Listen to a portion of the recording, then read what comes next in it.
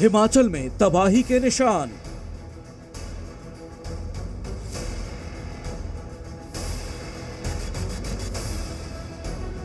बर्बादी की आंखों देखी कहानी।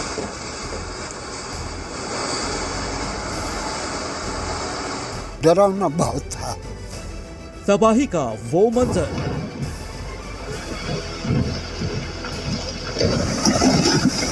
उसने भागने की कोशिश की अपनी छोटी बेटी को लेके, मलबा उनके ऊपर गिरा और वो नहीं बच पाया। मॉनसून का प्रहार, हर तरफ चीख पुकार।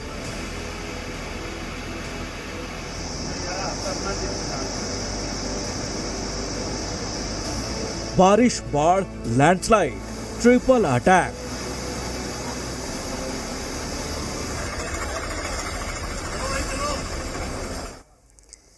स्वागत है आपका। आप देख रहे हैं न्यूज स्पेशल और मैं हूं आपके साथ प्रीति सिंह। देवभूमि हिमाचल प्रदेश में हर तरफ तबाही और बर्बादी बिखरी हुई है। लगातार बारिश के बाद लैंडस्लाइड की बढ़ती घटनाओं ने सैकड़ों घरों को मिट्टी में मिला दिया। हिमाचल प्रदेश में हुए हादसे में अब तक 74 लोगों की मौत हो चुकी है, जिसकी वजह से हर तरफ चीख पुकार मची हुई है। आलम यह है कि मानसून की मार ने देवभूमि को दर्द भूमि बना दिया। हिमाचल के ताजा हालात पर इस स्पेशल रिपोर्ट को देखिए।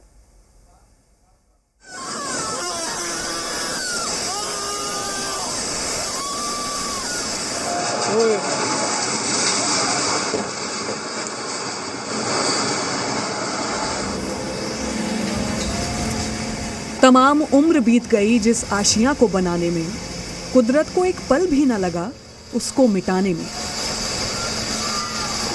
जमीन ने पैर खींच लिए या आसमां टूट के गिर गया, वो तो कहीं के ना रहे। अब क्या रखा है बहाने में। अब ये पता नहीं कि भगवान ने क्या किया हमारे साथ, जिन्होंने हमारा दरवाजा बंद कर दिया। बस यही एक सवाल हर किसी की जुबान पर है।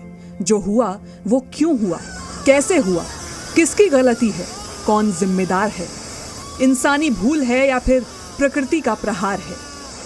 आखिर एक झटके में इतने सालों से बसा शहर ऐसे बर्बाद तो नहीं हो जाता। आंखों के सामने देखते देखते मकान, दुकान, सब कुछ तबाह तो नहीं हो जाता। कहा जा रहा है कि हिमाचल में जो हुआ वो प्रकृति का प्रकोप है, कुदरत का कहर है। लेकिन सवाल ये भी है कि अगर कुदरत ने पहाड़ों पर कहर बरपाया है तो चांद तक पहुंचने वाले इंसान भला क्या कर रहे थे? प्रशासन क्या कर रहा था? सरकार क्या कर रही थी? जो आपदा ये हमारी आपदा जो आई है, इससे नुकसान तो बहुत हुआ है। अब टेम्परेरी तो हम जोड़ देंगे, 1 महीने के अंदर सारी रोड्स खोल देंगे, सब कुछ कर देंगे, पानी की समस्या का समाधान कर देंगे। लेकिन इंफ्रास्ट्रक्चर बनाने के लिए आपको पता समय लगता है और 1 साल का समय इसमें कम से कम लगेगा।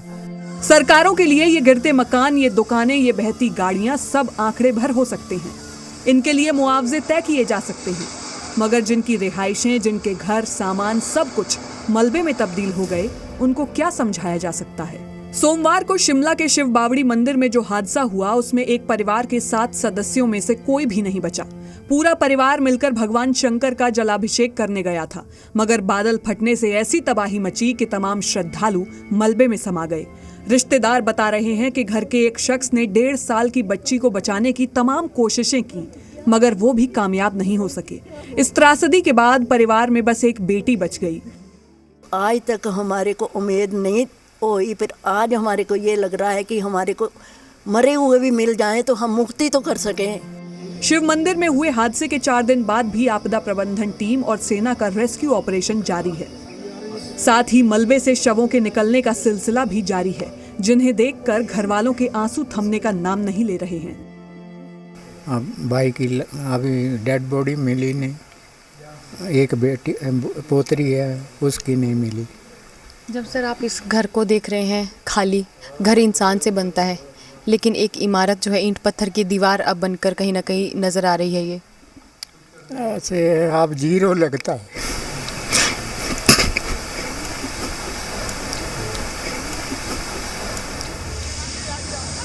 मुश्किल ये है कि हिमाचल का मौसम अभी भी साफ नहीं हुआ है। अब भी मॉनसून की मार बंद नहीं हुई है, जिसकी वजह से राहत बचाव में काफी दिक्कत आ रही है। ये तस्वीरें शिमला के उसी शिव बावड़ी मंदिर की हैं, जहां हादसे के बाद रेस्क्यू के दौरान पहाड़ी से फिर मलबा गिरने लगा। कुछ ही घंटों के भीतर कुदरत के रिपीट अटैक से वहां मौजूद लोगों की धड़कनें बढ़ गईं। हालांकि तमाम मुश्किलों के बावजूद पुलिस प्रशासन की टीम राहत बचाव में लगातार जुटी रही।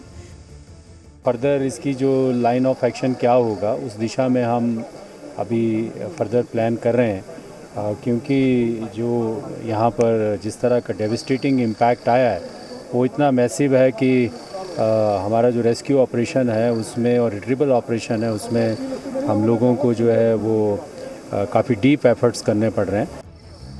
आलम यह है कि एक तरफ मलबा हटाया जा रहा है, रास्तों को साफ किया जा रहा है, तो अगले ही पल फिर कोई हादसा हो जाता है। फिर जमीन खिसक जाती है और पेड़ पौधों के साथ ही छोटे बड़े घर भी मलबे में समा जाते हैं। हमें मेन लग रहा था कि जहाँ मेन बिल्डिंग थी ऊपर जो मंदिर का साइड था वो पूरा क्लियर जेसीबी और मैनुअल के द्वारा साफ हटा दिया गया है।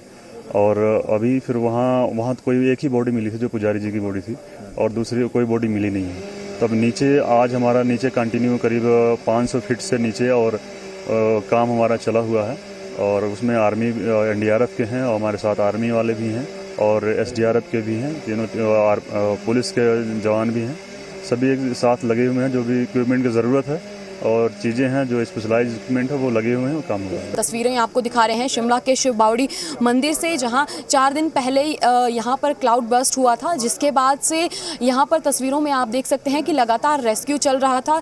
3 दिन हालांकि यहां पर इस मलबे में 25 से 30 लोगों के फंसने की संभावना जो है वो स्थानीय लोगों ने जताई थी, लेकिन अभी की अगर बात करें तो 13 शव बरामद कर लिए गए थे। हालांकि परसों तक 12 शव बरामद किए गए थे और कल तक एक ही शव बरामद हो पाया है। ये जरूर कहा गया था कि रेस्क्यू कल शाम तक खत्म कर लिया जाएगा, लेकिन अभी तक फिलहाल अगर बात करें तो कल एक ही शव बरामद हो पाया है, लेकिन रेस्क्यू जारी है।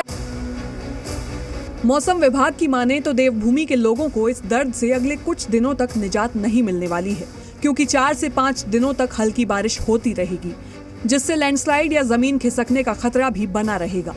शिमला के साथ साथ मंडी में भी तबाही की तस्वीरें भरी हुई हैं। हर तरफ बर्बादी का मंजर है। देखिए, पहली बात तो यह कि कंटिन्यूटी ऑफ रेनफॉल बड़ा इम्पोर्टेंट फैक्टर रहा इसमें इस साल मानसून में। ये जो प्रोबेबिलिटी जैसे लैंडस्लाइड्स हैं, फ्लैश फ्लड्स हैं, उसके बाद फॉलिंग ऑफ ट्रीज हैं, जो कि बड़ी फ्रिक्वेंट घटना है हिमाचल प्रदेश में, शिमला में भी देखने को मिल रही हैं, ये आगे भी रहेंगी। मंडी में करीब 270 मकान टूट चुके हैं, 31,000 करोड़ का नुकसान हुआ है, 320 छोटी बड़ी सड़कें और हाईवे बंद हैं। ये पूरी रोड जो हम आपको दिखा रहे हैं ये नेशनल हाईवे है, मंडी कुल्लू मनाली हाईवे। तो अभी इस रोड को धीरे धीरे करके खोला जा रहा है। यहाँ अगर हम सामने बात करें, जो आपको दिखाई दे रहा है पूरा पहाड़ टूट के जो नीचे आया हुआ था, यहाँ जो है ऑलरेडी जो है वो कंस्ट्रक्शन चल रहा था, इस रोड को बनाया जा रहा था। उसके बाद एकदम से लैंडस्लाइड हुआ और यहाँ सारी ब्लॉकेज हो गई।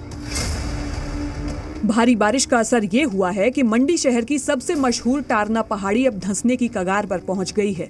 पहाड़ी पर बड़ी बड़ी दरारें आ गई हैं, लिहाजा प्रशासन ने एहतियातन लोगों से घर खाली करने की अपील की है, ताकि फिर शिमला जैसा कोई हादसा ना हो जाए। पहाड़ी इलाकों में जमीन खिसकने से आशियाने मिट्टी में समा रहे हैं, तो मैदानी इलाकों पर बेतहाशा बारिश से बाढ़ की जबरदस्त मार पड़ी है। हिमाचल के कांगड़ा जिले में कई इलाके बाढ़ से बुरी तरह प्रभावित हैं। यहाँ पिछले 3 दिनों से लोगों को बचाने का काम जारी है। कांगड़ा के इंदौरा और फतेहपुर में युद्ध स्तर पर रेस्क्यू ऑपरेशन चलाया जा रहा है। एनडीआरएफ, इंडियन आर्मी और वायुसेना की मदद से लोगों को बचाया जा रहा है। बारिश और पौंग डैम से पानी छोड़े जाने से हालात बेहद खतरनाक हो गए हैं, जिसे देखते हुए यहाँ बचाव कार्य में जिला प्रशासन के साथ ही केंद्रीय फोर्स भी जुटी हुई है।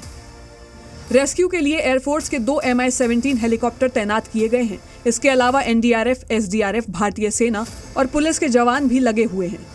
इंदौरा और फतेहपुर से अभी तक करीब 700 लोगों को रेस्क्यू किया गया है। इनमें से 213 को चॉपर और 422 लोगों को बोट के जरिए निकाला गया। आपदा प्रबंधन की टीम लैंडस्लाइड में फंसे लोगों के रेस्क्यू ऑपरेशन में लगी है, साथ ही सेना की मदद भी ली जा रही है। जबकि जिन लोगों तक जाने के लिए रास्ता नहीं बचा है, उन्हें वायुसेना के जहाज से भी सुरक्षित जगहों पर पहुंचाया जा रहा है। आंकड़ों के मुताबिक कांगड़ा में करीब 800 लोग बाढ़ प्रभावित इलाके में फंसे थे, जिन्हें पिछले 48 घंटे से भी ज्यादा समय से वायुसेना के जवान सुरक्षित जगहों पर पहुंचाने में जुटे हैं। आपदा प्रभावित लोगों के रहने के लिए रिलीफ कैंप भी तैयार किए गए हैं, जहां उन्हें हर संभव सुविधा मुहैया कराई जा रही है और मुआवजे भी देने की तैयारी की जा रही है। मगर जिनके आशियाने उजड़ चुके हैं, जिनके अपने सैलाब के शिकार हो चुके हैं, उनके नुकसान की भरपाई शायद ही मुमकिन हो सके, उनका दर्द शायद ही कम हो सके। शिमला से समीक्षा राणा और मंडी से अमित भारद्वाज के साथ ब्यूरो रिपोर्ट, जी मीडिया। हिमाचल प्रदेश में जगह जगह हुई लैंडस्लाइड की वजह से सड़कों का बुरा हाल है। आपको शिमला के 4 लेन नेशनल हाईवे से रिपोर्ट दिखाते हैं। यहां पर पत्थरों का ढेर जमा हो गया है। देखने से लगता है कि जरा सी बारिश से और भी पत्थर सड़क पर आ जाएंगे। हमारे संवाददाता अमित भारद्वाज की इस रिपोर्ट को देखिए। लगातार हिमाचल प्रदेश में लैंडस्लाइड्स हो रही हैं, डेड बॉडीज मिल रही हैं, कई जगह पानी रोककर डेड बॉडीज निकाली गई हैं। लोग लगातार इन्फॉर्मेशन दे रहे हैं कि उनके घर के पास या मेन रोड पर जो है लैंडस्लाइड हो रही है। हम भी आपको एक नेशनल हाईवे पे हुई लैंडस्लाइड के तस्वीरें जो हैं वो अभी आपको दिखा रहे हैं। आप देख सकते हैं कांगो के बिल्कुल पास है हम। ये सुंदरनगर और कांगो के बीच का रास्ता है और कांगो के बिल्कुल पास है हम, और यहाँ पर लैंडस्लाइड हुआ है। सुंदरनगर मंडी जो है वहाँ से क्रॉस करके जब आप आते हैं कांगो के पास तो ये इलाका आता है जहाँ पर लैंडस्लाइड हुआ है। एक ही रोड खोली गई है, वहाँ से भी पत्थरों को हटाया गया है। दीपक पूरी तस्वीरें दिखा रहे हैं आपको, दीपक वीडियो जर्नलिस्ट हैं हमारे, और एक एक तस्वीर हम आपको इसलिए दिखा रहे हैं कि एक तो जिस तरह से सरकार कह रही है कि आप अपने घरों से ना निकले, क्योंकि इस समय स्थिति जो है बहुत ही भयावह है।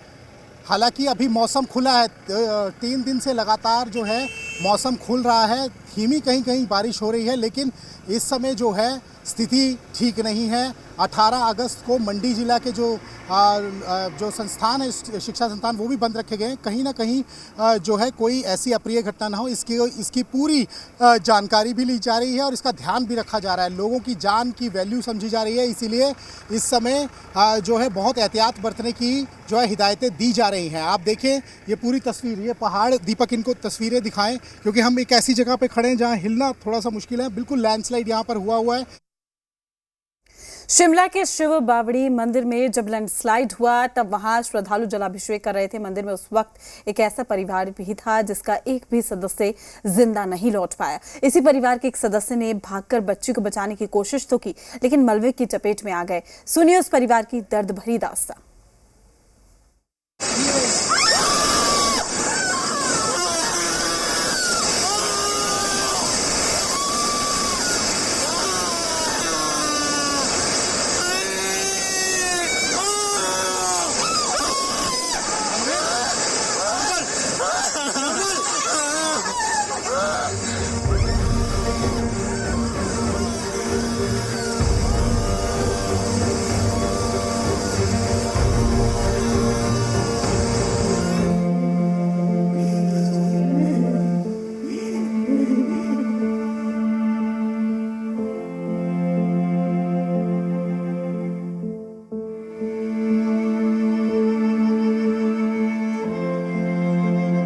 यहाँ पर परिवारजन के कुछ लोग हमारे साथ मौजूद हैं, इनसे भी बातचीत करते हैं।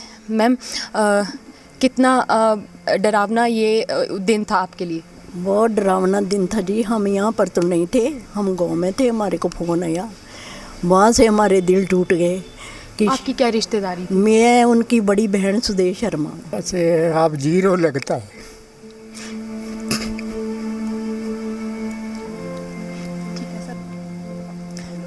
मैं कभी बड़े प्रेम, कोई बात नहीं आज दिन तक कोई मेरे और भाई के इतना प्रेम था। हमारे को जब फ़ोन आया तो 8 बजे के करीब पता लगा कि ऐसे मंदिर गिर गया है। फिर हम जब दौड़े गए तो पता लगा कि वो भी परिवार पूरा बीच में है। फिर वहाँ पहुँचे तो किसी ने बताया कि जो इनका बेटा था पवन जी का, उसने भागने की कोशिश की है अपनी छोटी बेटी को लेके, लेकिन 2-4 कदम की दूरी से रह गया और उतने को मलबा उनके ऊपर गिरा और वो नहीं बच पाया।